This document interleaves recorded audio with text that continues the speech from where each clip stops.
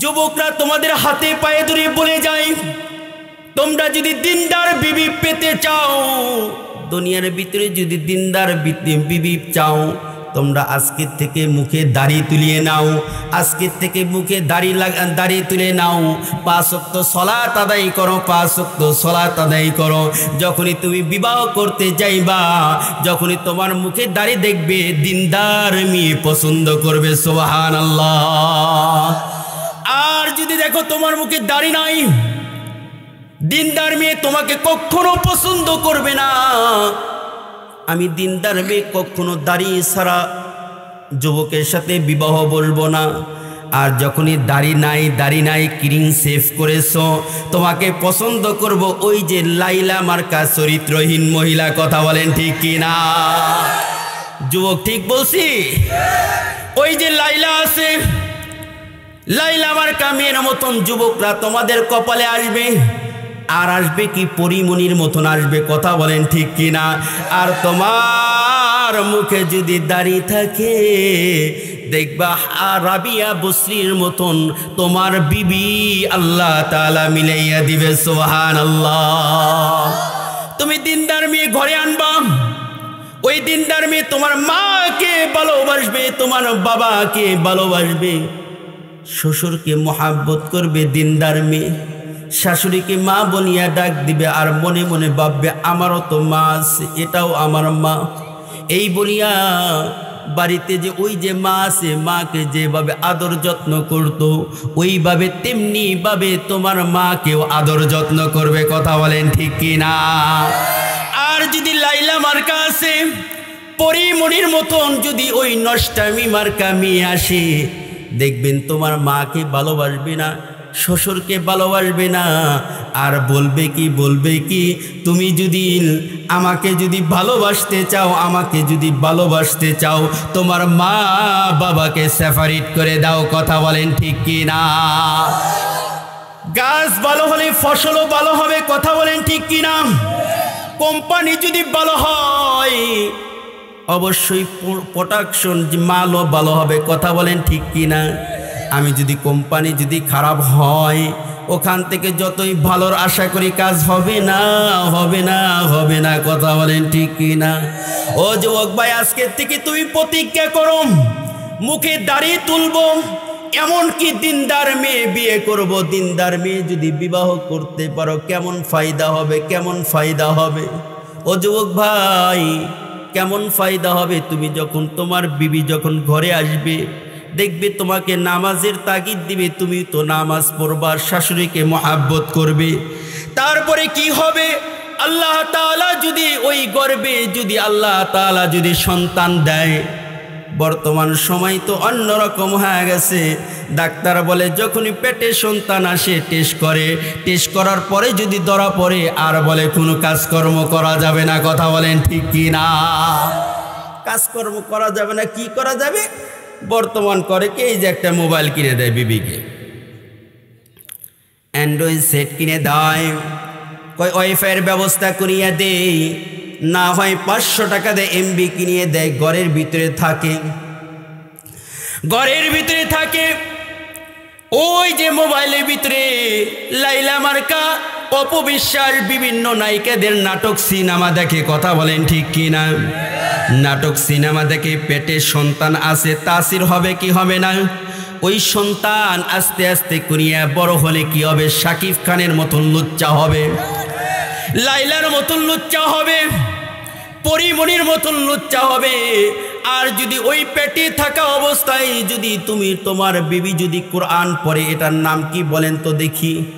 আল কোরআন। এই কোরআন পড়া লাগে না, তাও যদি বলে এটা প্রভুর কালাম, এই বলিয়া যদি জড়াইয়া ধরে আল্লাহ, দুনিয়ার ভিতরে কোরআন পড়া জানি নাই, কিন্তু এই যে প্রভুর কালাম পড়া জানি না, পড়া জানি না, এই বলিয়া যদি চুম্বন খায়, আল্লাহ তাআলা সব দান করিয়া দেয়। সুবহানাল্লাহ। ঘরের ভিতরে মা আছে, আরে ভাই মক্কা মদিনা দৌড়াও, কিন্তু ঘরের ভিতরে মা আছে। মার কাছে যাইয়া যদি মা বলিয়া ডাক দাও, মা কেমন আছো? আসসালামু আলাইকুম রাহমাতুল্লাহ। মা তুমি কেমন আছো এই বলিয়া যদি মার কপালে চুম্বন দাও, আল্লাহ তাআলা একটি কবুলিয়াতের হজের সওয়াব দান করে দেয়। সুবহানাল্লাহ। বলেন তো দেখি, লম্বা ঘটনা আপনাদের বুঝানোর ক্ষেত্রে সব কিছু সংক্ষিপ্ত করতেছি। আমার বিবিকে যখন গর্ভে আসবে, বিবির গর্ভে যখন সন্তান আসবে, বিবিকে কোরআন পড়াবো, হাদিস পড়াবো, কথা বলেন ঠিক কিনা?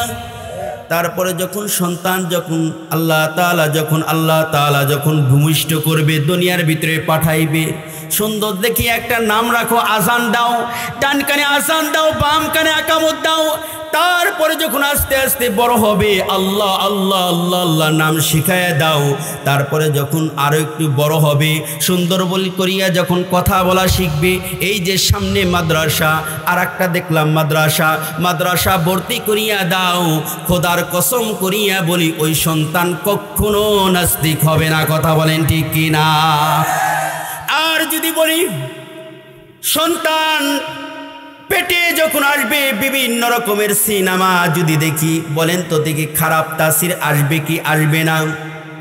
খারাপ তাসির আসবে কি আসবে না? আপনাদের একটা নাম বলি, বলেন তো দেখি, বড় পীর কাকে বলে? আব্দুল কাদের জিলানী রহমাতুল্লাহি আলাইহিকে বড় পীর বলে, কথা বলেন ঠিক কিনা? বলেন তো দেখি, আব্দুল কাদের জিলানীর বাবার নাম কি? বলেন তো দেখি, বলতে পারবেন? আবু সালেহ মুসা জঙ্গি। আবু সালেহ মুসা জঙ্গি কেমন ছিল, ছোট্ট একটু বুঝানোর জন্য বলবো। আল্লাহর বান্দা, আল্লাহর উনিও তো আল্লাহর ওলি ছিলেন।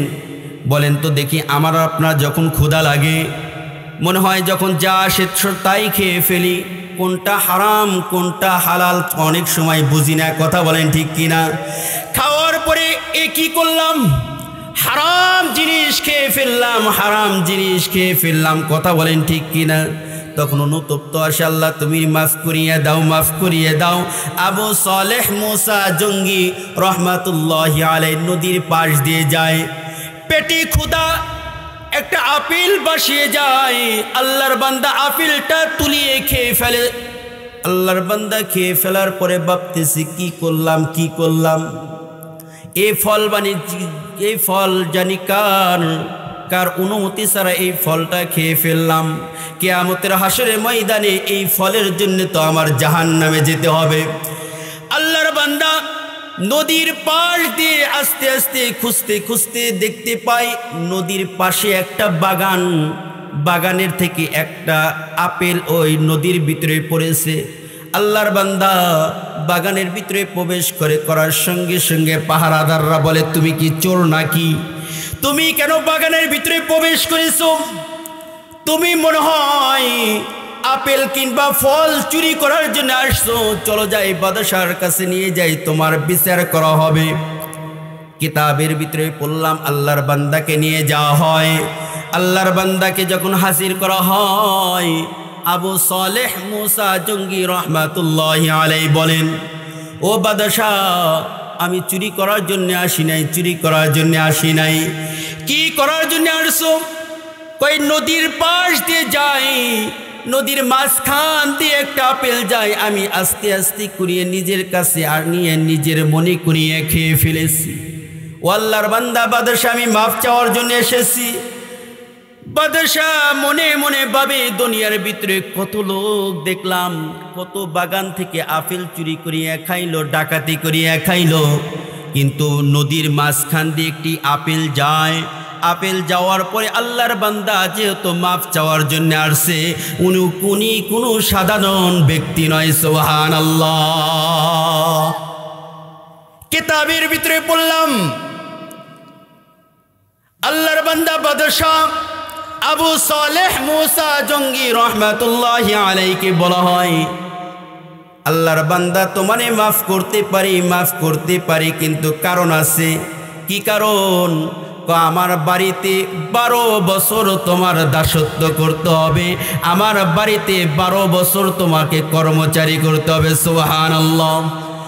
আল্লাহর বান্দা ভাবতেছে 12 বছর পরে আল্লাহর বান্দা যদি আমাকে মাফ করে, কিয়ামতের হাসরের ময়দানে তো আমি জান্নাতে যাব, তাছাড়া তো উপায় নাই।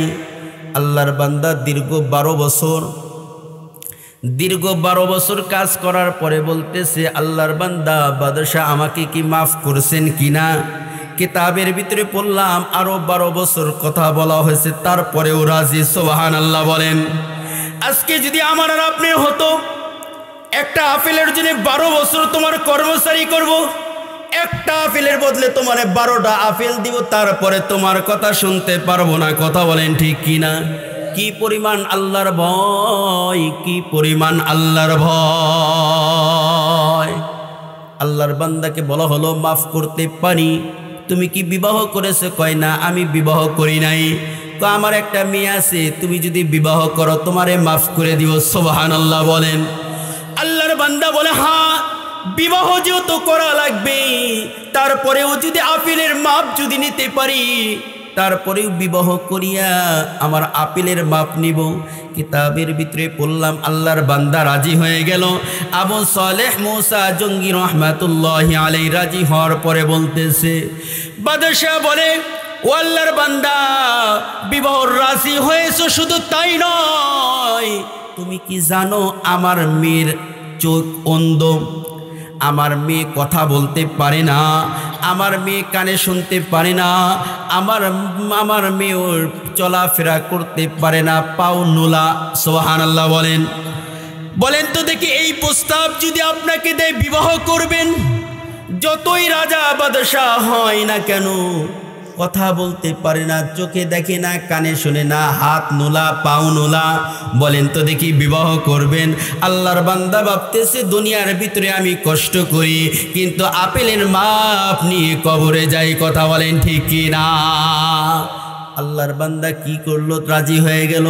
আল্লাহর বান্দা বিবাহর জন্য রাজি হওয়ার পরে যখন বিবাহর কাজ শেষ করা হয়েছে, আল্লাহর বান্দাকে বলা হলো, যাও যাও, ও যে খাস কামরার ভিতরে আমার মেয়ে আছে, ওই ঘরের ভিতরে তুমি আজকে প্রবেশ করো, ওই ঘরের ভিতরে যাইয়া তুমি বাসর রাত এবং বিশেষ সাক্ষাতে মিলিত হও। সুবহানাল্লাহ। আল্লাহর বান্দা তাই করা হলো। শ্বশুরের কথা অনুযায়ী আস্তে আস্তে যখন খাস কামরার ভিতরে প্রবেশ করা হলো, খাস কামরার ভিতরে যখন প্রবেশ করিয়া যখন সালাম দেয়, আসসালামু আলাইকুম ওয়া রাহমাতুল্লাহ, ওই সাইড থেকে উত্তর আসে, ওয়া আলাইকুমুস সালাম ওয়া রাহমাতুল্লাহ।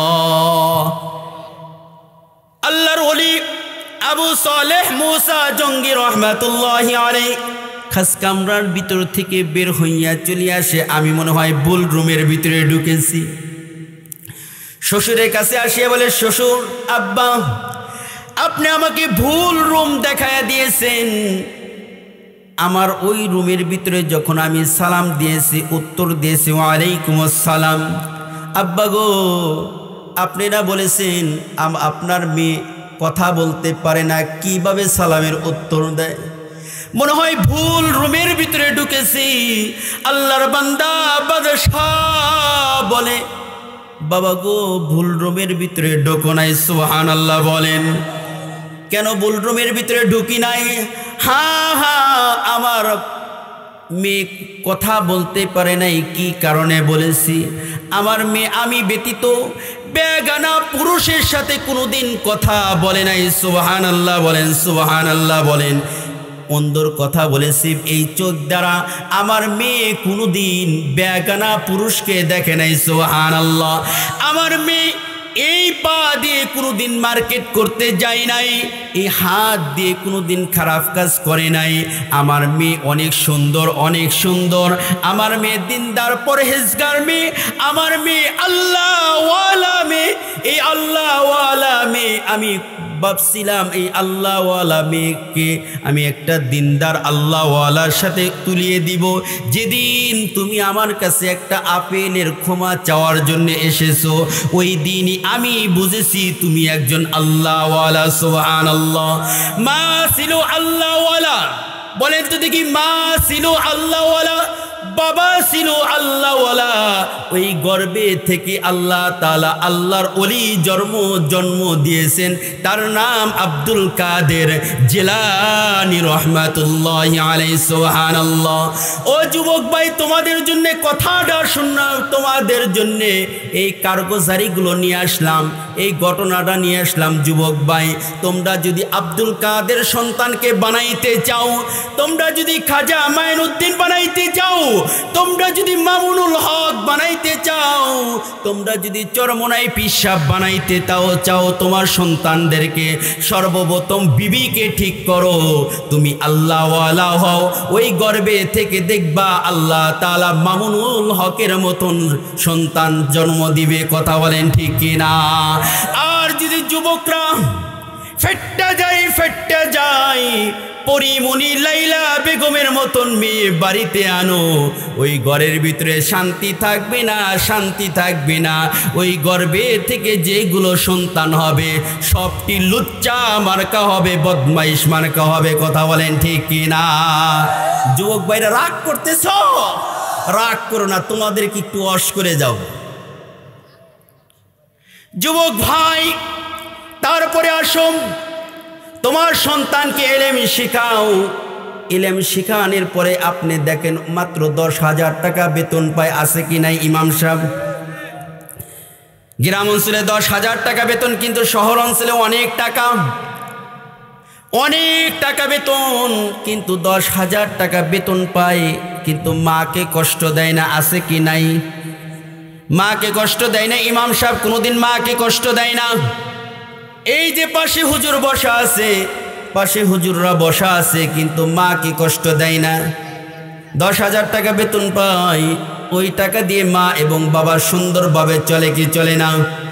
কিন্তু দেখা যায় ওই একই এলাকার ভিতরে এমন বান্দা আছে, মাসে 50,000 টাকা বেতন পায়, শান্তি নাই, মা বাবাকে বাদ দিতে চাই না।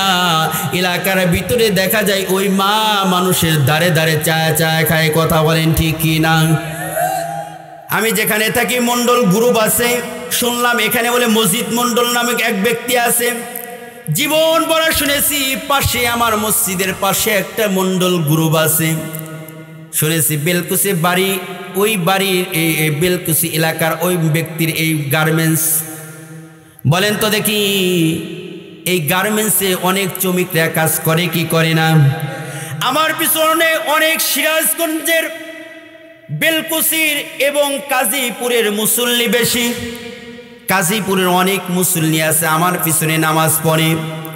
অনেক সময় যা বলে, হুজুর আপনি একটু পিতামাতা নিয়ে আলোচনায় করবেন। কি কারণে পিতামাতা নিয়ে আলোচনা করব? কয় হুজুর আমার ছেলে 20,000 টাকা বেতন পায়, আমার ছেলের বউ 20,000 টাকা বেতন পায়, ছেলেও 20,000 টাকা বেতন পায়, 40,000 টাকা হয়ে যায়। প্রত্যেক মাসে নগদে বিকাশে 2,000 টাকা করে টাকা দেয়, আর টাকা দিতে চায় না। বাজেট মা বাবার জন্য কয় হাজার টাকা? মা বাবার জন্য 2,000 টাকা। ওই ছেলে দেখা যায় 40,000 টাকা বেতন পাইয়া বিবিকে নিয়ে আনন্দ ফুর্তি করে, নাতিকে নিয়ে আনন্দ ফুর্তি করে। কিন্তু হুজুর 2,000 টাকা দিয়ে কিভাবে চলি? বলেন তো দেখি। আমি বললাম আপনার ছেলেকে কোরআন পড়াইছেন? কয় না, কোরআন পড়াই নাই। আপনার ছেলেকে আলেম বানাইছেন? কয় আলেম বানাই নাই।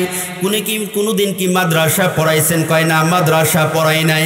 কেননা আপনি সন্তানের হক নষ্ট করেছেন, এই জন্যে বড় হওয়ার পরে আজকে আপনার সন্তান আপনার হক নষ্ট করে। কথা বলেন ঠিক কি না?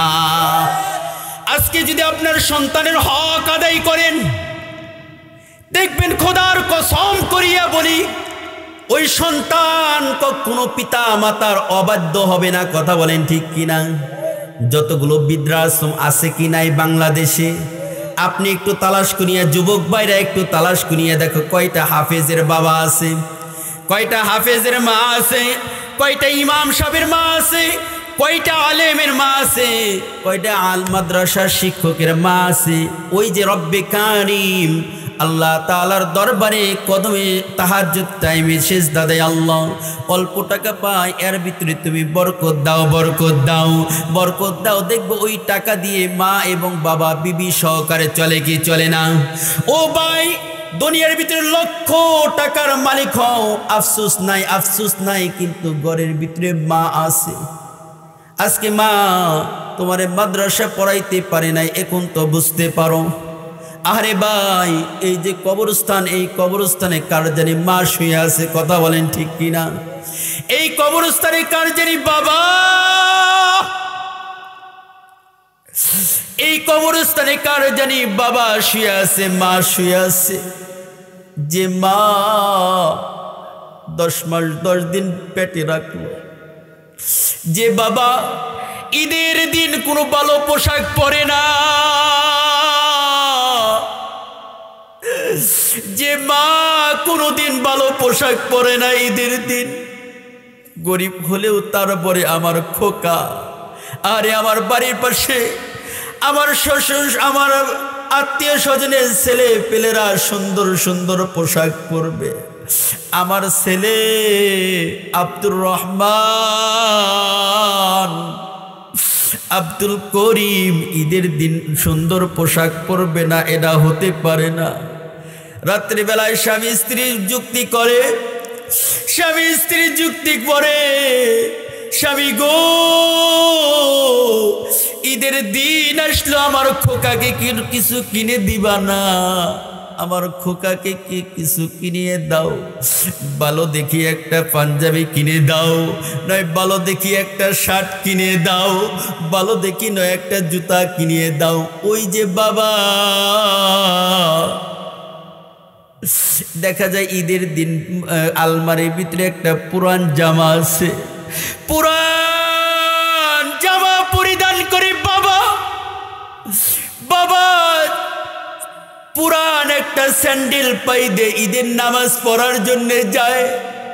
ওই সন্তানকে সুন্দর পোশাক পরিধান করায়, ওই খোকাকে সুন্দর পোশাক পরিধান করাইয়া সুন্দর স্যান্ডেল পরিধান করে, আর মনে মনে ভাবে আমার নতুন পোশাকের দরকার নাই। মা বলে নতুন পোশাকের দরকার নাই, বাবা বলে নতুন পোশাকের দরকার নাই। আমার খোকা মনে নতুন পোশাক পরেছে, তাই খুশি আমি। এই বাবা আজকে অনেকের এই কবরস্থানে শুয়ে আছে। ও ভাই, আজকে 3 কথার সাথে পাইয়া মাকে ভুলিয়া যাও, আজকে 3 কথার সাথে পাইয়া মাকে কষ্ট দাও, আজকে 3 কথার সাথে পাইয়া বাবাকে বাদ দিতে চাও না। আরে ভাই, আরে ভাই, যেদিন মসজিদের পালকি আনবা, যেদিন মা মা মা, আল্লাহু আকবার, আল্লাহ,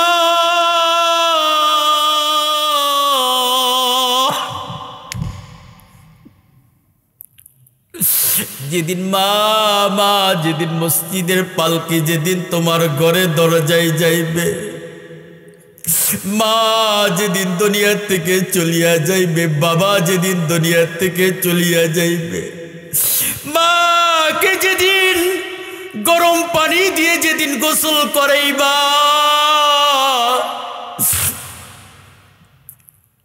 বেলকুচি যায়া যেদিন মার জন্য কাফনের কাপড় আনবা,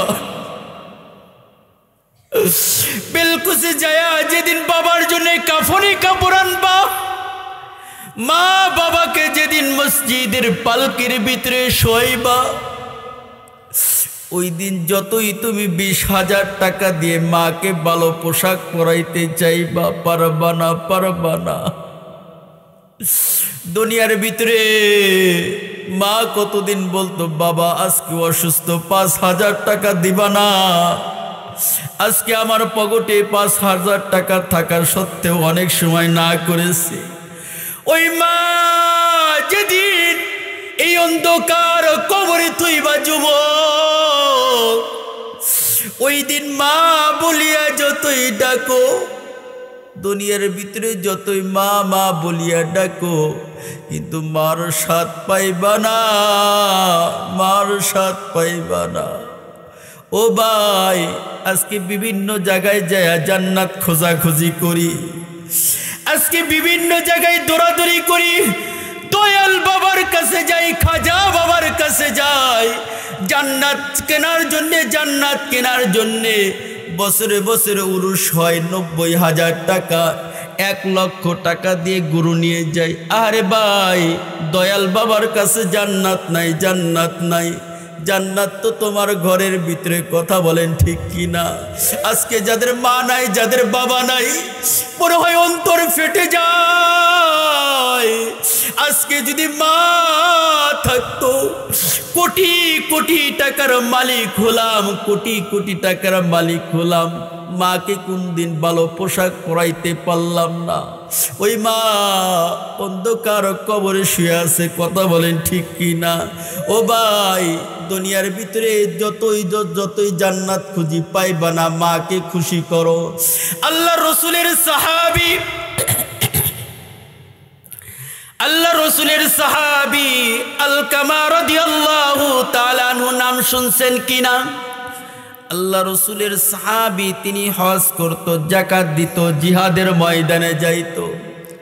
এদিকে আল্লাহ রসুলের সাহাবী মৃত্যুর সাথে মনে হয় মৃত্যুর শয্যায় সজ্জিত, মৃত্যুবরণ করবে। এদিকে আলকামার বিবি আল্লাহর পয়গম্বরের কাছে খবর পাঠায়, রসূল, আপনার আলকামা তো কালেমা পড়তে পারে না, কালেমা পড়তে পারে না। আলকামার কাছে খবর পাঠানোর সঙ্গে সঙ্গে 4 জন সাহাবীকে পাঠাইয়া দেয়। ও বেলাল, যাও না, আলকামার কাছে যাও। ও আলী, যাও একটু আলকামার কাছে যাইয়া, আলকামার যদি মা থাকে, বাবা থাকে, তাদেরকে আমার কাছে নিয়ে আসবা। তারা যদি না আসতে পারে, আমি রসুল তাদের কাছে যাব। সুবহানাল্লাহ। কিতাবের ভিতরে বললাম, আলকামা রাদিয়াল্লাহু তাআলা আনহুর বাবা অনেক আগেই দুনিয়া থেকে চলিয়া যায়। বেলাল রাদিয়াল্লাহু তাআলা আনহু বলেন, হে রসূল, আলকামার বাবা তো দুনিয়া থেকে চলিয়া গেছেন, মা জীবিত আছে। আলকামা রাদিয়াল্লাহু তাআলা আনহুর মাকে আমার কাছে নিয়ে আসো। এদিকে আলকামা রাদিয়াল্লাহু তাআলা আনহুর মাকে নিয়ে আসা হলো, আর বলা হলো, ও আলকামার মা, তোমার ছেলে দুনিয়ার ভিতরে আজকে মৃত্যু বরণ করবে, মনে হয় মৃত্যুর শয্যায় সজ্জিত, তোমার সাথে কি খারাপ ব্যবহার করেছে? আলকামা তো তালকিন দেওয়া হচ্ছে, কালেমার তালকিন দেওয়া হচ্ছে। আলকামা কালেমা পড়তে পারে না, পড়তে পারে না। তোমার সাথে কি খারাপ আচরণ করেছে? এদিকে আলকামার মা বলা হয়, আলকামার অনেক ভালো ছিল, হজ করত, যাকাত দিত, জিহাদের ময়দানে যাইত। সুবহানাল্লাহ বলেন, বলেন তো দিকে আল্লাহ রসুলের সাথে জিহাদের ময়দানে যেত, আল্লাহ রসুলকে দেখত, এদিকে সালাত আদায় করত, হজ করত। কিন্তু 3 কথার সাথী পাইয়া, বিবির কথা শুনিয়া আমার সাথে কথার উপর বেশি প্রাধান্য দিত না, মার কথা বেশি প্রাধান্য দিত না। হে রসুল, এই জন্যে আমি আলকামার উপর নারাজ, আমি আলকামাকে মাফ করব না। আল্লাহর পয়গম্বর বলা হলো, হে বেলাল, যাও যাও যাও, পাহাড়ে যায় লাকড়ির ব্যবস্থা করো, আলকামাকে আগুনের দ্বারা জ্বালানো হোক, আলকামাকে দুনিয়ার ভিতরে আগুন দ্বারা পোড়ানো হোক। সাহাবায়ে কেরামরা তাই করা হলো, আগুন জ্বালানো হলো। আলকামাকে এরকমভাবে হাত দিয়ে তুলিয়ে যখন আগুনের ভিতরে ফেলবে, আল্লাহর পয়গম্বর বলা হলো, আলকামার মা, তুমি কি মাফ করবা? কয় না, আমার ছেলেকে মাফ করব না। কয় যদি না মাফ করো, তাহলে আজকে দুনিয়ার ভিতরে তোমার সামনেই তোমার ছেলেকে আগুন দিয়ে জ্বালাবো, তুমি কি রাজি আছো? বলেন তো দেখি। মা মা মা আজীবন 40 বছর মার সাথে বেদবি করেছো, কিন্তু মা মৃত্যুবরণ করবে তার আগে যা যদি বলা যায়, মা তুমি আমারে মাফ করিয়া দাও, খোদার কসম করিয়া বলি, ওই মা বলে, বাবা তরে আমি মাফ করিয়ে দিলাম। কথা বলেন ঠিক কি না? আলকামাকে তাই করা হলো। সাহাবী রাদিয়াল্লাহু তাআলা আনহুরা আলকামাকে হাত পা ধরিয়া যখন আগুনের ভিতরে ফেলবে, বলেন তো দেখি, মা কি দুনিয়ার ভিতরে চোখের সামনে কি আগুনের ভিতরে ফেলতে দিবে? না না না, আগুনের ভিতরে ফেলতে দিবে না। ওই আল্লাহর বান্দি আলকামার মা বলে, ও রাসূল, আমার আলকামাকে আমি মাফ করে দিলাম। আলকামা ভুল করেছে, দুনিয়ার ভিতরে আমার সাথে বেয়াদবি করেছে, বিবির কথা বেশি প্রাধান্য দিয়েছে, আমি আলকামাকে মাফ করে দিলাম। কিতাবের ভিতরে পড়লাম আল্লাহর পয়গম্বরের সামনে যখন বলেছে আমি আলকামাকে মাফ করে দিলাম, এদিকে আলকামার মুখ থেকে বের হয় লা ইলাহা ইল্লাল্লাহু মুহাম্মাদুর রাসূলুল্লাহ। সকলেই বলি সাল্লাল্লাহু আলাইহি ওয়াসাল্লাম। যুবক ভাইরা, মাহফিল করো, তোমাদের উপর আমি ধন্য, তোমাদের উপর আমি কৃতজ্ঞ জানাই। আজকে যুবক ভাইরা দেখা যায় বিবাহ করো, মাকে ভালোবাসো না।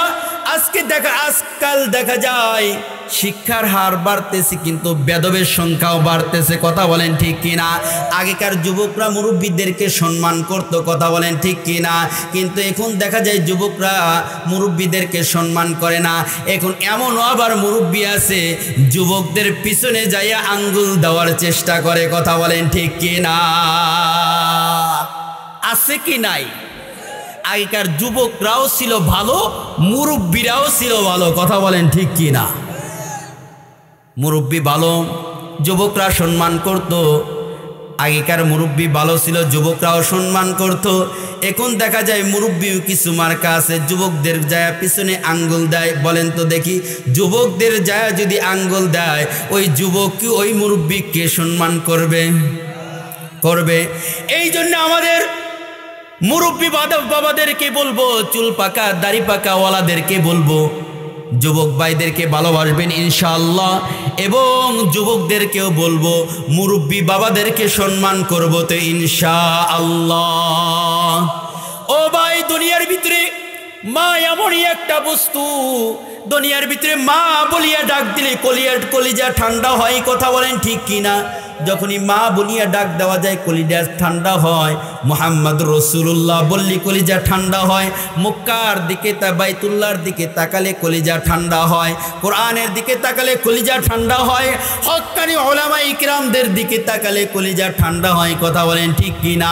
আগেকার যুগে দেখা যেত, আগেকার যুগে মারা যখন বিবাহ বসতো, ওই মার গর্ভে থেকে যদি সন্তান হতো, আল্লাহর বান্দি ওই দেখা যায় সন্তান হওয়ার পরে যদি স্বামী যদি মারাও যায়, ওই মেয়ে কোনোদিন আর দ্বিতীয় স্বামী গ্রহণ করতো না। ঠিক কিনা? কিন্তু ইসলামে দ্বিতীয় বিবাহ বসা জায়েজ আছে। স্বামী মারা গেছে, আর একটা বিবাহ বসে যাও, বাবার ঘাড়ের উপর আসছে, বাবার কর্তব্য আর একটা বিবাহ দিয়ে দাও। কিন্তু আগেকার সমাজের ভিতরে শুনতাম যে যখনই আল্লাহর বান্দির বিবাহ হয়েছে, স্বামী মারা গেছে অথবা স্বামী তালাক দিয়েছে, ওই আল্লাহর বান্দি আর দ্বিতীয় কোনো দিন বিবাহ বসে নাই। কথা বলেন ঠিক কিনা? পাকিস্তানে একটা ঘটনা মনে পড়ে গেল, আল্লামা তারেক জামিল উনার কিতাবের ভিতরে পড়লাম, মনে হয় পাকিস্তানের ঘটনা। ওই টাইমে তবলীগের জামাত গেছে এবং বিভিন্ন কিতাবের ভিতরে এই ঘটনাটা পড়লাম। ওই টাইমে এক আল্লাহর বান্দির বিবাহ হয়েছে। শুনবেন, যদি আর 10-15 মিনিট বলি শুনবেন? রাগ করতেছেন আমার সাথে না? দোয়া করে দিব? 12টা পার হয়ে গেছে, দোয়া করে দিই। থাকবেন তো ইনশাল্লাহ? ইনশাল্লাহ। আল্লাহ তাআলা আমাদের সকলকে দ্বীনের উপর থাকার তৌফিক দান করুন। সকল বলে আমিন। পাকিস্তানের ঘটনা, আল্লাহর বান্দি বিবাহ বসেছে, হওয়ার পরে কিছুদিন পরে আল্লাহ তাআলা একটা পুত্র সন্তান দেয়। কি দেয়? পুত্র সন্তান দেয়। দেওয়ার পরে স্বামী দুনিয়ার থেকে চলিয়া যায়, মারা যায়। মারা যাওয়ার পরে আল্লাহর বান্দি ভাবতেছে, আমি যদি এখন বিবাহ বসি, আমার এই সন্তানের কষ্ট হবে কি হবে না? অন্য স্বামীকে গ্রহণ করব, আমার ছেলে কোথায় খাবে? ওই স্বামী তো নাও গ্রহণ করে নিতে পারে। ভাবতেছে কি করা যায়। এলাকাবাসীরা বলতেছে বিবাহ বসে যাও। বলে না, আমার এই সন্তান দিয়েই আমার জীবন পার করে দেব। সুবহানাল্লাহ। এটার নাম মা, এটার নাম। আজকে তোমার যৌবনে বাটা পড়ে গেল। যুবক, যৌবনে কি পড়েছে? বাটা, বুঝছেন? নষ্ট হয়ে গেছে।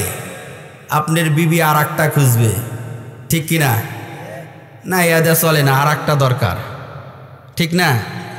আর এই যে এর ভিতরে একটা সোশ্যাল মিডিয়ায় ভাইরাল হয়েছে, রাকিব নামক এক ছেলে অ্যাক্সিডেন্ট হয়েছে, হওয়ার পরে পা দিয়ে পুষ বের হচ্ছে। স্বামী বলতেছে তুমি সুস্থ হও, তারপরে আমি তোমার কাছে আসব। স্বামী কে বলতেছে তুমি সুস্থ হও, আমি বাপের বাড়ি চলে গেলাম, একটা মেয়ে আছে, আমার মেয়েকে নিয়ে চলে গেলাম। গরিব মানুষ রাকিব, মা বিদ্যা, মা ছাড়ে নাই। মা ওই রাকিবকে নিয়ে সেবা যত্ন করতেছে, এটার নাম মা। এ যুবক, কার প্রেমে পড়লা? কার প্রেমে পড়ে মাকে ভুলিয়ে গেলা? এটার নাম মা, এটার নাম মা। তুমি বলো আমার শ্বশুর অনেক ভালোবাসে, আমার শাশুড়ি অনেক ভালোবাসে, মার থেকেও বেশি ভালোবাসে। গেলি দেশি মুরগি, গরুর গোস্ত, ইলিশ মাছ, কতই না ভালোবাসে। চেতল মাছ, হ্যাঁ ভাইজান বলছে। বলেন তো দেখি, ওই দিন শ্বশুর বাড়ি যান, শাশুড়ি ভালোবাসে, বলেন তো দেখি বিবিকে একদিন হালকা নাস্তা দিন। আমি নাস্তা দেওয়ার কথা বলি না, বিবিকে একদিন নাস্তা দিন। নাস্তা বোঝেন? একটু দিয়েন, কিছু দিয়া তারপরে আপনি শ্বশুর বাড়ি যেন। আর আপনার বউ বলবে মা তোমার স্বামী ভালো না, তোমার জামাই ভালো না, আমাকে আজকে দিছে। ওই দিন চেতল মাছও আসবে না, দেশি মুরগিও আসবে না। কথা বলেন ঠিক কি না? ওই দিন জারো চেনেন? কি বলেন, জাটা বলেন না জারো বলেন, ওইটা রেডি থাকবে। দেশি মুরগি আর হবে না। মার মতন আপন বলতে কেউ আছে?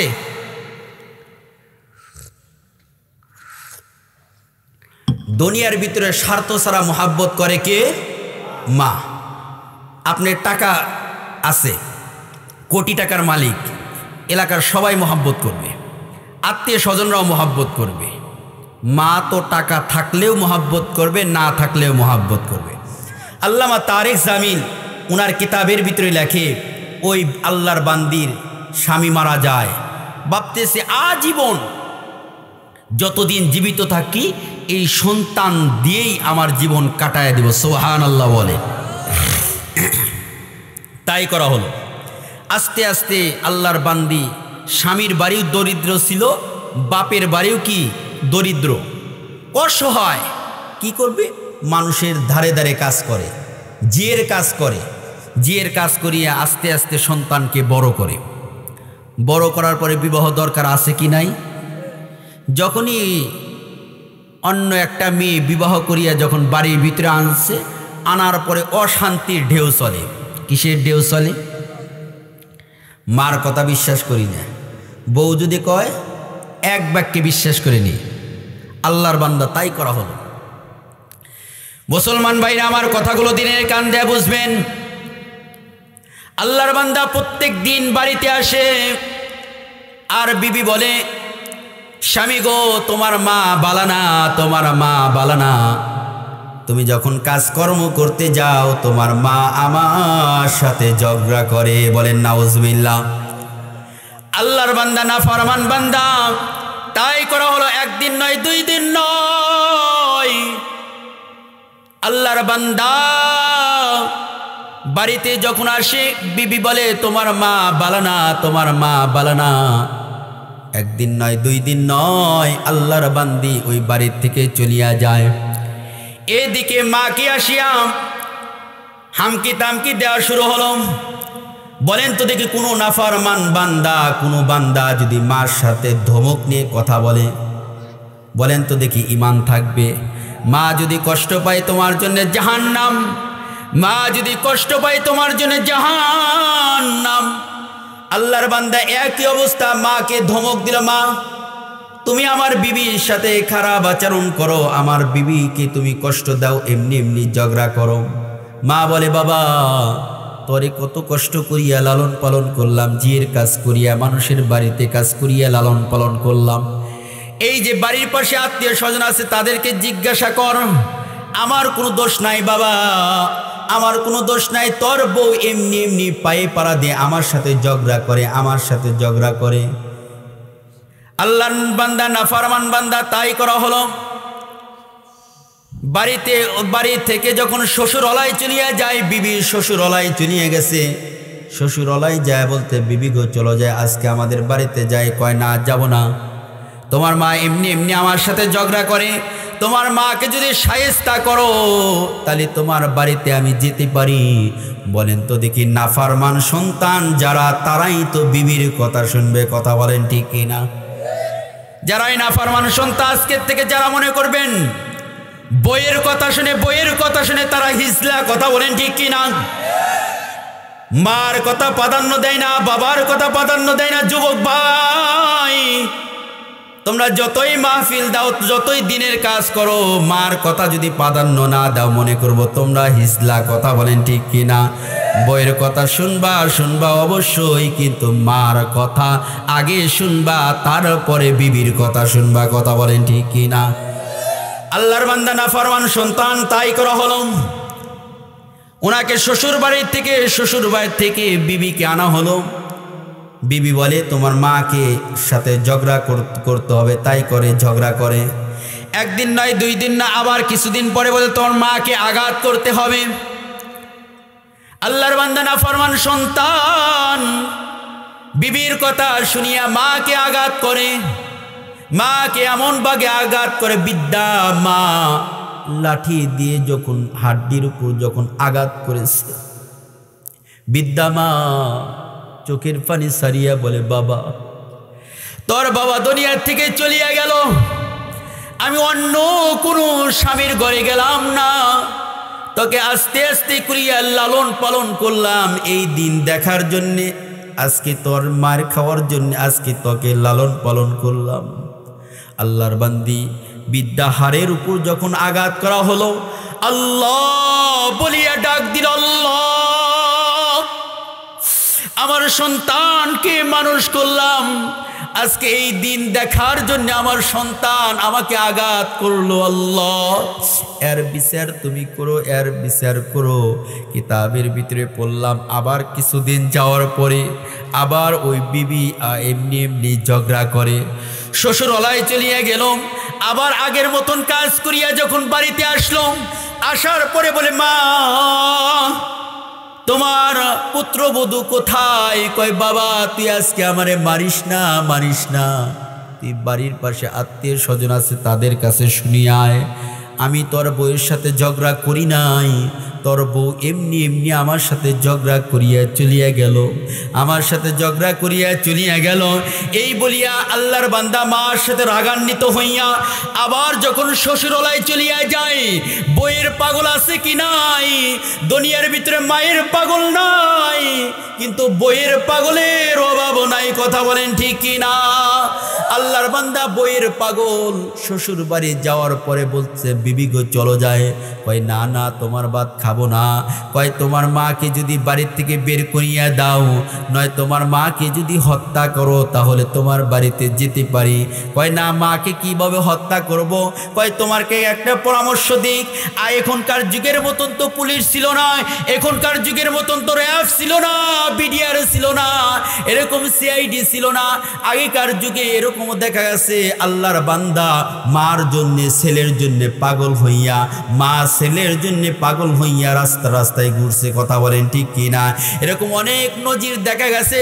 মানুষও তালাশ করে নাই, বাড়ি থেকে বের হয়ে গেছে, জীবনকার মতন বের হয়ে গেছে, আর কোনোদিন বাড়িতে আসে নাই। আগেকার যুগে তো সিআইডি ছিল না, বিডিআর ছিল না, আর্মি ছিল না, র্যাব ছিল না। আল্লাহর বান্দি নাফরমান বান্দি ছেলেকে পরামর্শ দেয়, তোমার ভাত খেতে পারি, তোমার মাকে হত্যা করতে, বলেন না নাউজুবিল্লাহ। আল্লাহর বান্দি পরামর্শ দেয়, আমিও যেহেতু মা, তোমার মাও তো মা, আমি যেহেতু মহিলা অবশ্যই বুঝি, তোমার মার জন্য আজকে বাজার থেকে আধা কেজি কমলা কিনে নিয়ে যাইবা। সুবহানাল্লাহ বলেন। এই সুন্দর পরামর্শ দেয়, কমলা কিনে নিয়ে যাইবে। আবার খারাপ পরামর্শ দেয়। কি খারাপ পরামর্শ? রাত্রে যে আধা কেজি কমলা কিনে নিয়ে তোমার মার চোচাগুলো, কমলার চোচাগুলো খুলিয়ে তোমার মার মুখে তুলিয়ে দিয়ে বলবা, মা তোমার না কতই না ব্যাধের দ্বারা আঘাত করেছি, বিদ্যা হাড্ডির উপর আঘাত করেছি, মা তুমি আমারে মাফ করিয়া দাও। মা আমি তো আখের ব্যবসা করি, বাজারের বর্তমান আখের অনেক চাপ। তুমি যদি ফজরের আগ মুহূর্তে খেতে যাইয়া জমিনে যা যদি আখগুলো যদি পরিষ্কার করে দাও, যেটাকে বাংলা ভাষায় অনেকেই বলে, গ্রাম্য ভাষায় কুশাল বলে, কি বলে কুশাল বলে, অনেকে আখ বলে, এই পরিষ্কার করিয়া যাও। বাজারে অনেক মূল্য দামে বিক্রি করিয়া তোমার জন্য আপেল কিনে নিয়ে আসবো। দেখবা বিদ্যা মা তোমার উপর খুশি হয়ে যাবে। বলেন তো দেখি, মা খুশি হবে কি? তাই না? মা খুশি হবে।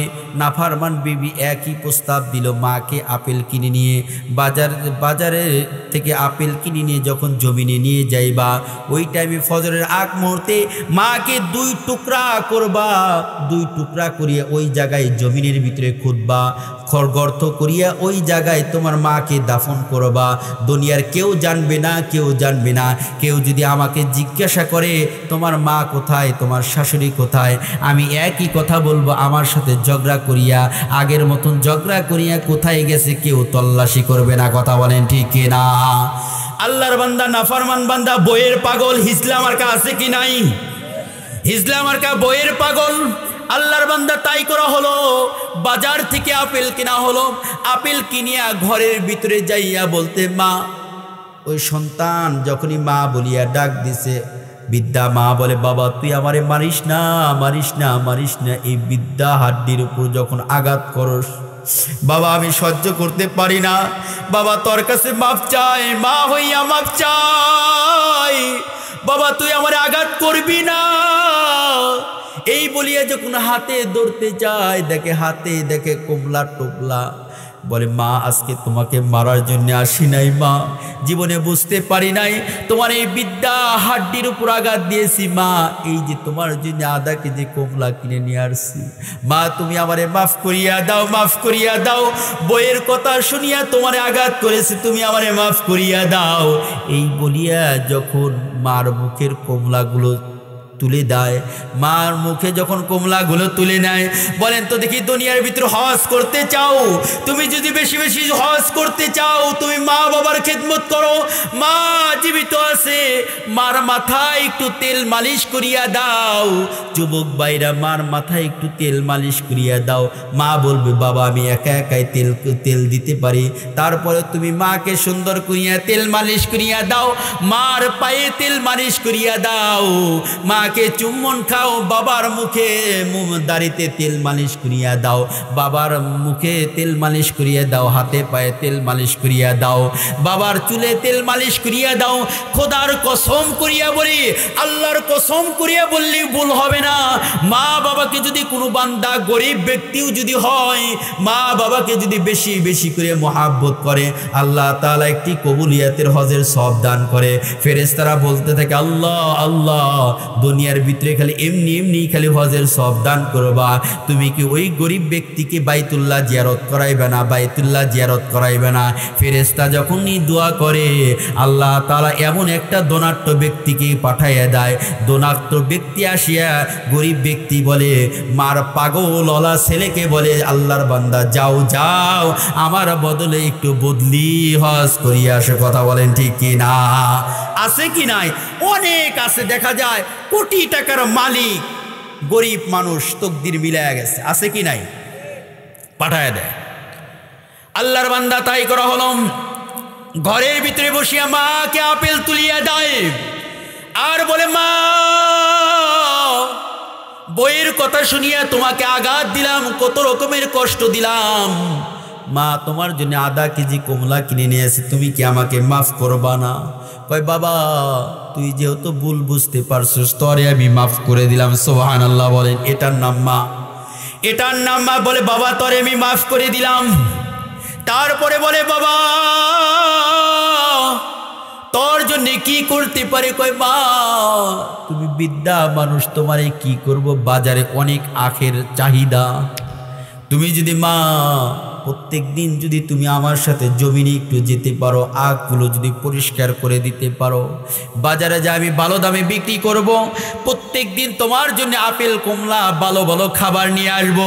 মা বলে বাবা তোর কাছে আপেল চাই না, তোর কাছে ভালো ভালো খাবার চাই না। ও যুবক ভাই, মাকে খুশি করার জন্য বল মাছ লাগবে না, মাকে খুশি করার জন্য চেতল মাছ লাগবে না, মাকে খুশি করার জন্য বড় বড় আর মাছ লাগবে না, মাকে খুশি করার জন্য বড় বড় মুরগি লাগবে না, মাকে খুশি করার জন্য বেশি বেশি টাকা লাগবে না। মাকে মা বলিয়া ডাক দাও, মাকে মা বলিয়া ডাক দাও, বাবাকে বাবা বলিয়া ডাক দাও। দেখবা মা ওই সন্তানকে বুকে টানিয়ে নেয় আর রব্বে কারীম আমার আল্লাহর কাছে দোয়া করে, আল্লাহ আমার ছেলের হায়াতের ভিতরে বৃদ্ধি করিয়া দাও, আমার ছেলের রেজেকের ভিতরে বৃদ্ধি করিয়া দাও, আমার সন্তানকে সুস্থতার নিয়ামত দান করিয়া দাও। কথা বলেন ঠিক কিনা? ওই বান্দা মার কাছে যখনই মাফ চেয়েছে, মাকে মাফ করে দিয়েছে। সুবহানাল্লাহ বলেন। মাকে মাফ করে দিয়েছে। আবার বলে মা বাবা প্রত্যেকটা দিনই ফজরের আগে তোমার সাথে জমিনে যাব, আখ পরিষ্কার করে দিব, তোমার মাথায় তুলিয়ে দিব। তাই করা হলো। আল্লাহর বান্দি সারা রাত আর ঘুমায় না। বলেন তো দেখি মনের ভিতরে প্ল্যান কি যুবকের একই আছে না পরিবর্তন হয়েছে? পরিবর্তন হয় নাই, একই আছে। আপেলের লোভ দেখাইয়া মার কাছে মাপ চাইয়া মাকে হত্যা করবে। কথা বলেন ঠিক কি না? দুনিয়ার ভিতরে যার কেউ নাই তার কি আছে বলেন তো দেখি? দুনিয়ার ভিতরে যার কেউ নাই তার আছে আল্লাহ। বলেন না আল্লাহু আকবার। আরো জোরে বলেন আল্লাহু আকবার। আরো জোরে বলেন আল্লাহু আকবার। শেষ করে দিব না? চলবে চলবে। কতক্ষণ চলবে? দোয়া করে দিলাম।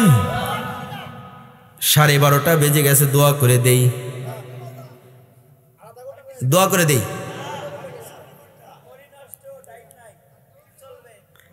চলবে। ফজর নামাজ পড়বেন তো যুবক ভাইরা? ফজর নামাজ পড়বা? যদি ফজর নামাজ পড়েন তাহলে ওয়াজ করব, তাছাড়া করব না। আমি এখন ওয়াজ করে কি আপনার নামাজ পড়বেন না? আমি গুনাহগার হব? আমি গুনাহগার হব? ফজর নামাজ পড়বেন তো ইনশাল্লাহ? ওয়াদা করাবো না, কারণ নিয়াত করেন পড়বো ইনশাল্লাহ। ইনশাল্লাহ আল্লাহ তাআলা আমার যুবক ভাই বিদ্যা বাবাদেরকে ফজর নামাজ পড়ার তৌফিক দান করুন। সকলে আমিন। তাহলে বলবো ইনশাল্লাহ। আল্লাহর বান্দা তাই করা হলো। বলেন তো দেখি মন কি পরিবর্তন হয়েছে নাকি মা কি হত্যা করবে? যার কেউ নাই আল্লাহ আছে। দুনিয়ার ভিতরে কয় নাই কেউ যদি উপরে উঠতে চায়, দুনিয়ার সকলেই যদি নামাইতে চায়, আল্লাহ যদি উপরে তুলতে চায় ঠেকাইতে পারবে? আর যদি আল্লাহ যদি নিচ দিকে টানতে চায় আর জনগণ যদি উপর দিকে তুলতে চায়, তুলতে পারবে? আল্লাহর বান্দা তাই করা হলো। মাকে পাম দিয়েছে যে মা তো মাই, ঠিক কিনা? মা তো কি একই অবস্থা। মা ফজরের আগ মুহূর্তে ঘরে লক করতে, বাবা খোকা ওঠো ওঠো, তুমি না আমাকে জমিনে নিয়ে যাবা। আল্লাহর বান্দে সারা রাত ঘুমায় নাই, না ঘুমাইয়া যাই নামাজ বিছিয়ে দোয়া করে, আল্লাহ আমার ছেলে বিবির কথা শুনিয়ে আমাকে আঘাত করেছে, আমার কাছে আজকে মাফ চাইছে। আল্লাহ আমার ছেলের জন্য যা বদদোয়া করলাম, তার তুমি বদদোয়া করেছিলাম তা তুমি ফেরত দাও, আমার ছেলের উপর দিও না। সুবহানাল্লাহ বলেন। আল্লাহর বান্দে সারা রাত নামাজ পড়িয়া বলে, আল্লাহ আমার ছেলের হায়াতের ভিতরে বরকত দাও, সুস্থতার নিয়ামত দান করিয়া দাও। যা বদদোয়া করেছিলাম আমার ছেলের উপর থেকে তুলিয়ে নিলাম। আল্লাহর বান্দি তাই করা হলো। ফজরের আগ মুহূর্তে সন্তানকে ডাক দেওয়া হলো। সন্তান সুন্দর করিয়া কোদাল কাঁধে করিয়া নিয়া মাকে বলতে, মা চলো যাই জমিনে আখ পরিষ্কার করবা, আমি কাটিয়ে দিব, তুমি আখ পরিষ্কার করবা। কিতাবের ভিতরে পড়লাম আল্লাহর বান্দা নাফরমান সন্তান আগগুলো সুন্দর করিয়া কাটিয়ে যখন মার সামনে দিয়েছে, বিদ্যা মা হামু দিয়ে যখন পরিষ্কার করতে নয়, আল্লাহর বান্দা কেমন নাফরমান সন্তান এখন পর্যন্ত অন্ধকার, মা সুন্দর করিয়া পরিষ্কার করে, এদিকে নাফরমান সন্তান কোদাল ছিলেন, কোদাল, এই কোদাল দ্বারা মার পিঠের উপর চিন্তা ফিকির, মাকে দুই টুকরা করিয়া জমিনের ভিতরে গাড়িয়ে রাখবো। আল্লাহর বান্দির উপর যখন এইভাবে যখনই তুলেছে মাকে কোপ দিবে, আল্লাহ তাআলা বলেন যার কেউ নাই তার আমি আল্লাহ আছি, সুবহানাল্লাহ বলেন। কিতাবের ভিতরে বললাম আল্লামা তারিক জামিল ওনার কিতাবের ভিতরে পড়লাম, দেখা যায় আল্লাহর বান্দা যখন কোপ দেওয়ার জন্য হাত উঁচা করেছে, আল্লাহর বান্দির উপর মার উপর যখন কোপটা ছাড়বে, আল্লাহ তাআলা ওই মাকে বাঁচানোর জন্যে ওই নাফরমান সন্তানকে পাথরের মতন শক্ত করিয়া দেয়, সুবহানাল্লাহ। আল্লাহর বান্দি বিদ্যা মা কেমন করিয়া জানি বুঝতে পারছে, মনে হয় আমাকে হত্যা করবে, পিছনের দিকে তাকাইয়ে দেখে একই অবস্থা, আমার উপর কোদাল দ্বারা আঘাত করবে। আল্লাহর বান্দি বলে আল্লাহ বাঁচাও, আল্লাহ বাঁচাও, সুবহানাল্লাহ বলেন। আল্লাহর বান্দির তো কেউ নাই, আল্লাহ ছাড়া তো কেউ নাই দুনিয়ার ভিতরে, সন্তান তো নাফরমান সন্তান। রাত্রিবেলা করলো কি মার পা ধরিয়া মাফ চাইলো, আবার রাত্রিতে মাকে হত্যা করবে। আল্লাহর বান্দি বিদ্যা মা বলে আল্লাহ বাঁচাও, আল্লাহ বাঁচাও, আল্লাহ বাঁচাও, এই বলিয়া সামনের দিকে অগ্রসর হয়। আল্লাহর বান্দি বিদ্যা মা হারতে পারে না, তাও যতটুক শক্তি আছে সামনের দিকে দৌড় দেয়, আবার পিছনের দিকে তাকায় দেখে আমার সন্তান আমাকে হত্যা করার জন্য আসে কিনা। কিতাবের ভিতরে পড়লাম আল্লাহর বান্দি পিছনের দিকে তাকাইয়া দেখে আল্লাহর বান্দা পাথরের মতন শক্ত অবস্থায় দাঁড়ানো আছে, দেখে জবান দিয়ে বলতেছে মা বাঁচাও, মা বাঁচাও। বলেন তো দেখি কিছুক্ষণ আগে যে মাকে হত্যা করার জন্য চেষ্টা করেছে, ওই আল্লাহর বান্দিকে আবার সন্তান ডাকে মা বাঁচাও, মা বাঁচাও। আল্লাহর বান্দির দিলটা নরম হয়ে যায়, সামনের দিকে অগ্রসর হয়। এটার নাম মা, এটার নাম মা, এটার নাম মা। মাকে 60 বছর ধরে তুমি ভাত দাও না, মাকে 50 বছর ধরে তুমি ভাত কাপড় দাও না, হঠাৎ করে যে কড্ডার মোল বলে না কি বলে, এই কড্ডার মোল যদি শোনে আমার সন্তান অ্যাক্সিডেন্ট হয়েছে, মা দেখবে সব কিছু বাঙ্গিয়া আমার সন্তান খোকামণি কথা বলেন ঠিক কিনা? আমার সন্তান কেমন আছে? বিদেশ থেকে আসো, তুমি শ্বশুর বাড়ি আগে যাও, বইয়ের জন্য মার্কেট করিয়ে নিয়ে আসো, শাশুড়ির জন্য মার্কেট করিয়ে নিয়ে আসো। যখনই তুমি শালা তোমার দিকে তাকাইয়া থাকে, দুলাভাই মনে আমার জন্য বড় দেখিয়ে মনে একটা ফোন নিয়ে আসবে, কথা বলেন ঠিক কিনা? শালি বলে আমার জন্য মনে একটা ফোন নিয়ে আসবে, কানের দুল নিয়ে আসবে, এদিকে শাশুড়ি ভাবে আমার জন্য মনে হয় মার্কেট করিয়ে নিয়ে আসবে। বিদেশ থেকে যখনই তুমি বাড়িতে আসো, মা মা মা মা, তোমার কাছে কিচ্ছু চাই না, কিচ্ছু চাই না। বলে বাবা খোকা তুই 5 বছর বাহিরে ছিলি, তুই কেমন আছিস? সুবহানাল্লাহ বলেন। 5 বছর কেমন আছোস? কথা বলেন ঠিক কিনা? আর 5 থেকে 10 মিনিট আলোচনা করব, শুনবেন তো ইনশাআল্লাহ। কিতাবের ভিতরে আছে আল্লাহর বান্দা আস্তে আস্তে করিয়া, আল্লাহর বান্দি আস্তে আস্তে করিয়া সামনে আসে আর বলতে থাকে, আল্লাহর বান্দা না ফরমান বান্দা বলতে থাকে মা বাঁচাও, মা বাঁচাও। কিতাবের ভিতরে আসছে হাঁটু পর্যন্ত যখন গাড়িয়ে যায়, হাঁটু পর্যন্ত গাড়িয়ে যাওয়ার পরে আল্লাহর বান্দি আবার বলতেছে কে আছো? বাঁচাও, বাঁচাও, আমার সন্তানকে বাঁচাও। এলাকার ভিতরে এখন পর্যন্ত ফর্সা হয় নাই, সূর্য উদয় হয় নাই, এলাকার ভিতরে আল্লাহর বান্দি ডাকাডাকি করতেছে কে আছো? বাঁচাও। এদিকে আল্লাহর বান্দা ওই নাফরমান সন্তান আস্তে আস্তে করিয়ে মাটির ভিতরে ঢুকিয়ে যায়। যখন মাজা পর্যন্ত ঢুকছে, আল্লাহর বান্দি পাগল হয়ে গেছে, মা কে আছো? বাঁচাও, বাঁচাও, আমার সন্তানকে বাঁচাও। পুরা এলাকা বাসিয়ে আসিয়া পুরা দেখা যায় 14 থেকে 15 ফিট গর্ত করেছে, আল্লাহর বান্দাকে খুঁজিয়ে পায় নাই। দুনিয়ার ভিতরে যার কেউ নাই তার কি আছে বলেন তো দেখি? যার কেউ নাই তার আল্লাহ আছে। মার আমার যদি কেউ যদি না থাকে তার কি আছে? আল্লাহ আছে। সত্য একটা ঘটনা বলবো, 5 মিনিটে শেষ করে দিব, থাকবেন ইনশাআল্লাহ। আমি যেখানে ইমামতি করি, যেখানে জুমার নামাজ পড়াই এফএক্সের পাশে, ওই এফএক্সের পাশে এফএক্সের মালিক হলে গাইবান্ধা। বাড়ি কোথায় বলেন তো দেখি? গাইবান্ধা। ওখানে যদি 500 লোক থাকে তার ভিতরে 400 লোকই গাইবান্ধা। কি গাইবান্ধা? ওর ভিতরে এক আল্লাহর বান্দা পরে 7 থেকে 8 বছর আগে আমাকে একটা কারগুজারি শোনায়। কেমন কারগুজারি শোনায়? খুব কষ্ট লাগবে আপনাদেরকে শোনাই।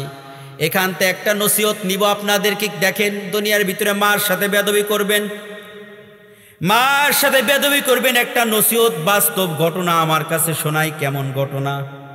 কয় এই একই ঘটনা যে বললাম, এই একই সিস্টেম, বাস্তব ঘটনা। মা ওনাকে লালন পালন করে, বাবা দুনিয়ার থেকে চলিয়া যায়, মানুষের বাড়িতে কাজ করে, করার পরে বিবাহ করে। একই অবস্থা, যে ঘটনা বললাম ঘটনার সাথে মিল আছে। ঝগড়া লাগে, একদিন নয় 2 দিন নয়, ঝগড়া লাগে। হঠাৎ করিয়া গাইবান্ধার ওই ব্যক্তি বলে, বিবির কথা শুনিয়া মাকে আমি লাথি মারলাম। বলেন না নাউজুবিল্লাহ।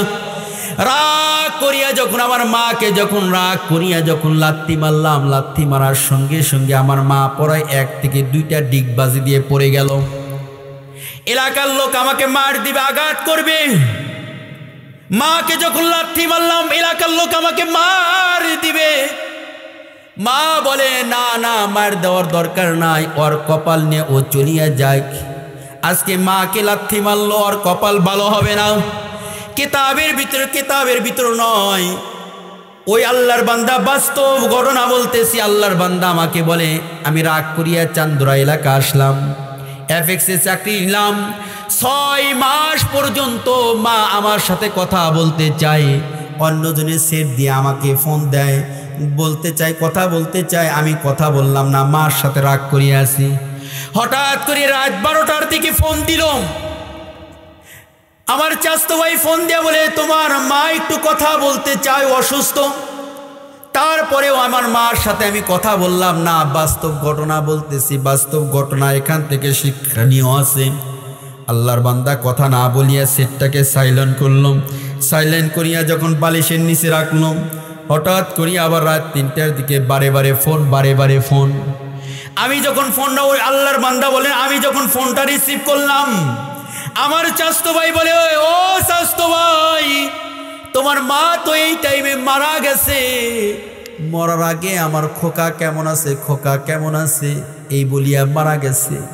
আল্লাহর বান্দা ওই কথা বলার সঙ্গে সঙ্গে বলে, আমাকে কারগুজারি শোনাইতেছে আর কান্না করে। আমাকে কারগুজারি শোনায়, আমার কাছে বসিয়া কান্না করে ফজরের টাইমে। আল্লাহর বান্দাকে বললাম, তারপরে কি করলাম? কই আমি ঘুম থেকে উঠিয়া আমার বিবিকে বললাম, আমার মা দুনিয়ার থেকে নাই, আমার মা দুনিয়ার থেকে চলিয়া গেছে, মা মারা গেছে। আমার বিবি তাও কিছু বলল না। আমি চান্দুরা আসিয়া গাইবান্ধার গাড়িতে উঠলাম। ফজরের পরে যখন গাইবান্ধা যা পৌঁছলাম, আমার মা গ্রামের ভিতরে যখন প্রবেশ করলাম, এলাকার ভিতরে বলে, ওই যে নাফরমান সন্তান আসছে। সকলেই আমাকে নাফরমান বলিয়া ডাকলাম। এলাকার মুরব্বীরা বলে দিল, ওর সাথে কেউ কথা বলবি না, মাকে লাথি মারছে। 6 মাস পর্যন্ত মার কোনো খোঁজ খবর নাই। ওর সাথে কেউ কথা বলবি না, তাই করা হলো। কেউ আমার সাথে কথা বলল না। আমি বললাম, আমি একটু মার কাফনের কাপড়ের টাকা দিতে চাই। এলাকার লোক বলল, তোর কাফনের কাপড়ের টাকা নেওয়া হবে না, মাকে তুমি খোঁজ খবর নেও নাই, আজকে তোমার কাফনের কাপড়ের টাকা নিব। কেউ কাফনের কাপড় টাকা নিল না। আমার মাকে যখন জানাজা করা হলো, আমার মাকে জানাজা করার পরে আমি যখন কাঁদে করি, আমার মাকে যখন কবরস্থান পর্যন্ত নিয়ে যাব, আমার মার লাশ পর্যন্ত এলাকার লোক আমাকে কাঁদে নিতে দিল না। কয়, তুই নাফরমান সন্তান, মাকে লাথি মারছস, মার সাথে কথা বলস নাই, তোকে লাশ কাঁদে নিতে দেওয়া হবে না। ওই আল্লাহর বান্দা কি করলো, ওখান থেকে সরে আসলো। আবার রিকোয়েস্ট করা হলো, আমি একটু আমার মাকে একটু কবরের ভিতরে রাখবো, আমি একটু কবরের ভিতরে নামবো। এলাকার লোক মুরব্বীরা বলল, না, ওকে কবরের ভিতরে নামতে দেওয়া হবে না। নামতে দেওয়া হবে না। আমি কোনো মতন মাটি দিয়ে যখন কবরস্থান থেকে উঠলাম, কেউ আমার সাথে কথা বলতে চায় না, এমনি এমনি আমাকে গালি দেয়। আমি কি করলাম, গাইবান্ধা থেকে আবার চান্দুরার দিকে আসলাম। দীর্ঘ টাইম পর্যন্ত মার কবরস্থান জিয়ারত করলাম। হঠাৎ করিয়া মাত্র 6 থেকে 7 বছর আগে কার কাহিনী আমার এইরকমই টার্গেট, কিন্তু এই মাত্র 6 থেকে 7 মাস আগে আল্লাহর বান্দা আমার মসজিদে আসছে। গাজীপুরে এক জায়গায় বয়ান করলাম। ওই আল্লাহর বান্দা শহরের ভিতরে এক ফ্ল্যাট থেকে আর এক ফ্ল্যাটে গেলে টের পাওয়া যায় না কোথায় আছে। কথা বলেন ঠিক কি না? আল্লাহর কি কাম। এই বয়ানটা আমি করেছি, একই ঘটনা বলেছি, গাইবান্ধার ইতিহাসটা বলেছি। আল্লাহর বান্দা মাগরিবের টাইমে দেখি রুমাল দিয়ে পেঁচাইয়া আমার মসজিদে আসছে। মসজিদে আসিয়া দেখি পা নাই, এক পা নাই। অনেক সময় দেখা যায় অনেক আমার কাছে ব্যক্তিরা আসে, ভাই হুজুর একটু সাহায্য, মুসল্লিদের একটু এলান করে দেয় তারা যেন আমাকে একটু সাহায্য করে। আমি ভাবতেছি পা নাই, মনে হয় আমাকে বলবে একটু সাহায্যের কথা বলবে।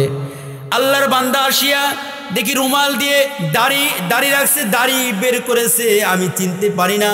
আল্লাহর বান্দা বলে আমাকে কি চেনেন? কয় না। আমি বললাম না, আমি তো আপনাকে চিনি না। আজ থেকে 6 থেকে 7 বছর আগে আপনার সাথে একটা ঘটনা বলেছিলাম, মনে আছে? কি ঘটনা? এই ঘটনা? হ্যাঁ অবশ্যই। কয় কিছুদিন পূর্বে অমুক এলাকার ভিতরে এই ঘটনাটা বলেছেন, আমি মাইক দ্বারা শুনেছি। আর তখনই ভাবছি এই ঘটনা হুজুর আমাকে নিয়ে বলতেছে। হুজুর দেখেন না আমার পা নাই। বললাম পা কিভাবে চলে গেল? ওই যে এই পা দ্বারা মাকে আঘাত করেছিলাম, লাথি মারছিলাম। এই বিবির কথা শুনিয়ে আমার মাকে লাথি মারলাম। মাকে লাথি মারার পরে এই মা দুনিয়া থেকে চলিয়া গেল। কিছুদিন পরে আমার পা একটু কাটিয়ে যায়। হালকা রাস্তার ভিতরে চলতে নয়, একটু উজুত খাওয়ার পরে একটু কাটিয়ে যায়। ওখান থেকে আমার পা পচন ধরে।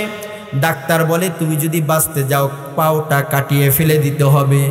যখন পাও আমার কাটা হলো, তখন আমার অন্তরের ভিতরে বুঝ আসলো কত জায়গায় কাটলো, পাও কাটা লাগলো না। এই পা দিয়ে আমার মাকে লাথি মারছি, এটা দুনিয়ার ভিতরে আল্লাহ তাআলা প্রমাণ হিসাবে দেখায় দিয়েছে। কথা বলেন ঠিক কি না? আল্লাহর বান্দা বলে হুজুর যেখানে যাইবেন যখন মায়ের আলোচনা করবেন এই নসিহতটা করবেন। দুনিয়ার ভিতরে মাকে যদি হাত দ্বারা আঘাত করো, যুবক ভাইরা তোমরা যদি বাবাকে যদি হাত দ্বারা আঘাত করো, পা দ্বারা যদি আঘাত করো, মাকে যদি হাত দ্বারা আঘাত করো, পা দ্বারা আঘাত করো, ওই পা আল্লাহ তাআলা দুনিয়ার ভিতরে রাখবে না। কথা বলেন ঠিক কিনা? ربنا ظلمنا أنفسنا وإن لم تغفر لنا وترحمنا لنكونن من الخاسرين رب ارحمهما كما ربياني صغيرا وقل رب ارحمهما كما ربياني صغيرا মাবুদ মাওলা তুমি তাকাইয়া দেখো, গভীর রজনী পর্যন্ত আল্লাহ তোমার বান্দারা আল্লাহ 12পুর মধ্যপাড়া তরুণ যুবকদের উদ্যোগে ওয়াজ মাহফিলের আয়োজন করা হয়েছে। আল্লাহ রাব্বুল আলামিন তোমার যুবক বান্দারা ইসলামের জন্য কতই না কষ্ট করেছে মাহফিলের জন্যে। আয় আল্লাহ তুমি তাকাইয়া দেখো, চুল পাকা দাড়ি পাকার আল্লাহ কোন শীতের ভিতরে আল্লাহ চাদর গায়ে দিয়ে আল্লাহ কুকরি দরিয়া বসে আছে। আল্লাহ আয় আল্লাহ তোমার বান্দারা ঘুমাইতে পারতো, তোমার বান্দারা না ঘুমাইয়া জান্নাতের সামিয়ানার নিচে বসা আছে। আয় আল্লাহ পাশে কবরস্থান মাদ্রাসা। আল্লাহ আয় আল্লাহ এই কবরস্থানের ভিতরে তোমার কত বান্দারা অন্ধকার কবরে শুয়ে আছে। আল্লাহ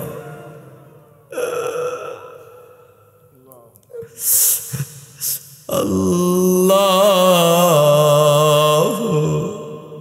আমি মুসাফির মানুষ, আমার কোনো আমল নাই, আমার কোনো ইলম নাই, আমার কোনো যোগ্যতা নাই। আল্লাহ আমার যোগ্যতার চেয়ারে বসাইয়ে দিয়েছে। আল্লাহ আমি গুনাহগার, তোমার যুবক ভাইরা চুল পাকা দাড়ি পাকারা হাত উত্তোলন করেছে। আয় আল্লাহ তুমি তাকাইয়া দেখো না,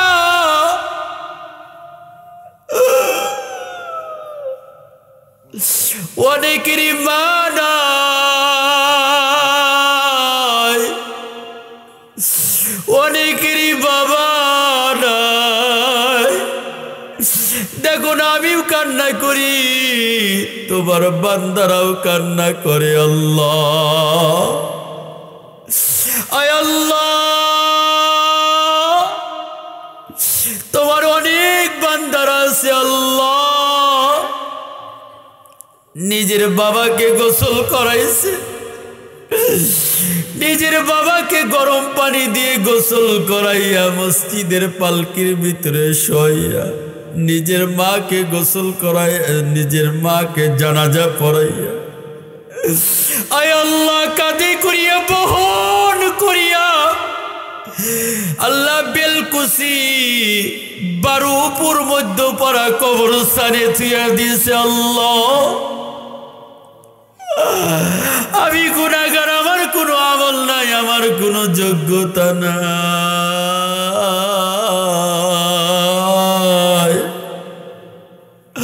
আমি দোয়া করি আল্লাহ তোমার বান্দার মা বাবার কবরগুলোকে তুমি কিয়ামত পর্যন্ত মাফ করিয়া দিও। যে মা 10 মাস 10 দিন পেটে রাখলো, 2 বছর দুধ পান করাইলো, আল্লাহ যে মা 5 বছর পর্যন্ত নিজের হাত দিয়ে লোকমা খাওয়াইয়া দিল, 10 মাস 10 দিন মা কোনোদিন ভালো কোনোদিন খাবার খাইতে পারে নাই।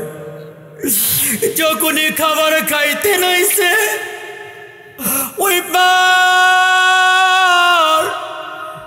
পেটে একটা লাথি মারছি, মা প্লেটটা থুইয়া দরজার ওতে যাইয়া পেটটা হাতাইয়া বলতো বেটা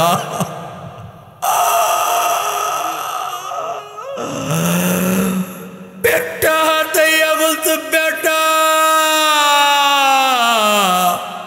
সোনামণি তুই কেমন আছিস, কেমন আছো?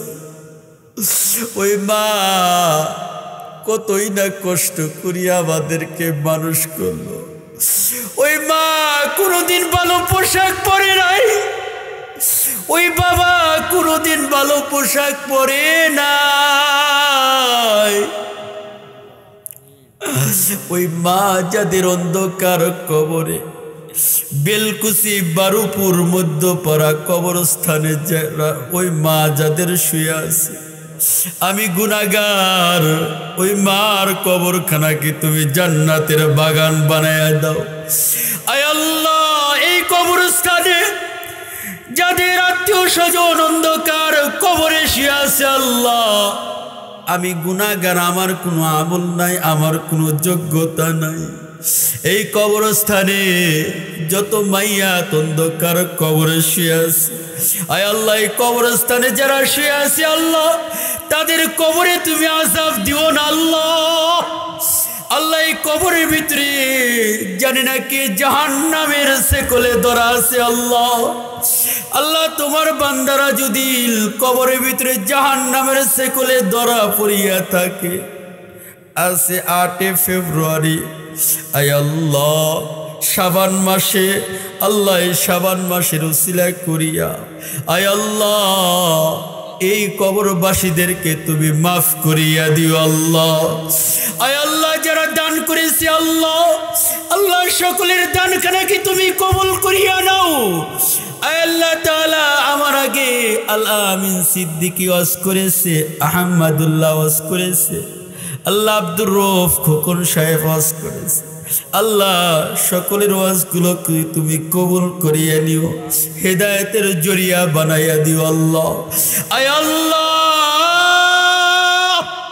বিশেষ করে আল্লাহ আমরা যারা হাত উত্তোলন করলাম আল্লাহ জীবনে কতই না গুনাহ করলাম আল্লাহ আজকে এই গুনার খবর যদি বাবা জানতো বাবা ছেলের পরিচয় দিত না আবার ছেলের গুনাহ যদি বাবা জানতো বাবা ছেলের পরিচয় দিত না ছেলে যদি বাবার গুনাহ জানতো ছেলে বাবার পরিচয় দিত না আয় আল্লাহ তোমার নাম না রহমান তোমার নাম না রহিম তুমি যেহেতু গুনাহগুলো গোপন রাখছো আল্লাহ তুমি আমাদের সকলের জিন্দেগির গুনাহ খাতাগুলো মাফ করিয়া দাও আয় আল্লাহ যারা অসুস্থ আছে আল্লাহ তাদেরকে তুমি সুস্থতার নিয়ামত দান করিয়া দাও আল্লাহ যে মা বোনেরা ওয়াজ নসিহত শুনলো ওই মা বোনদেরকে তুমি হেদায়েত দান করিয়া দাও আল্লাহ মা বোনদেরকে সুস্থতার নিয়ামত দান করিয়া দাও আয় আল্লাহ যুবক ভাইদেরকে তুমি দিনের জন্য কবুল করিয়া নাও আজকের মাহফিলে যুবক ভাইদের ব্যবহারে আমি খুশি আয় আল্লাহ যুবক ভাইরা ওলামায়ে কিরামদেরকে মুহাব্বত করতে পারে বেলকুচি সিরাজগঞ্জের বারুপুরের যুবক ভাইরা ওলামায়ে কিরামদেরকে মুহাব্বত করে আল্লাহ আজকে যুবক ভাইদের উপর আমি খুশি আল্লাহ আমি গুনাহগার বান্দা হইয়া খুশি হয়ে গেলাম আল্লাহ আমার এই যুবক ভাইদেরকে তুমি দিনের জন্য কবুল করিয়া নাও প্রত্যেক বছরই মাহফিল করার তৌফিক দান করিয়া দাও আয় আল্লাহ আজকের মাহফিলের বিদ্যা বাবাদেরকে তুমি কবুল করিয়া নাও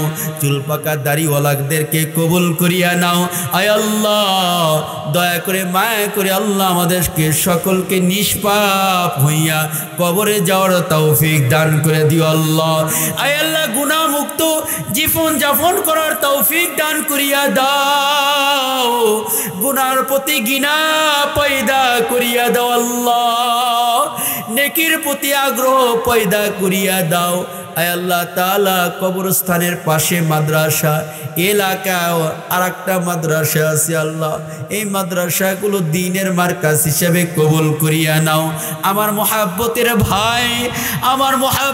ভাই মুফতি আল আমিন সিদ্দিকী বেলকুচিকে তুমি কবুল করিয়া নাও সারা বিশ্বব্যাপী দ্বীনের খেদমত করার তৌফিক দান করিয়া দাও আমি গুনাহগার যেগুলো কথা বললাম আমাদের সকলকে আমল করার তৌফিক দান করিয়া দাও দয়া করে মায়া করে আল্লাহ আজকের দোয়াখানাকে তুমি কবুল করিয়া নাও সকলের দানখানাকে তুমি কবুল করিয়া নাও যা চাইলাম তা তুমি দিয়ে দাও যা চাইতে পারি নাই তুমি গায়বী খাজানা থেকে তুমি পূরণ করিয়া দাও আল্লাহ আয় আল্লাহ তাআলা দয়া করে মায়া করে আল্লাহ আজকের দোয়াখানাকে তুমি কবুল আর মঞ্জুর করিয়া নাও সুবহান রাব্বিকা রব্বিল ইজ্জাতি আম্মা ইয়াসিফুন ওয়া সালামুন আলাল মুরসালিন আলহামদুলিল্লাহি রাব্বিল আলামিন আল্লাহ যেদিন দুনিয়া থেকে চলিয়া যাব আমাদের সকলের মুখে মধুর কালিমা জারি করে দিন কালিমায়ে তয়্যিবা লা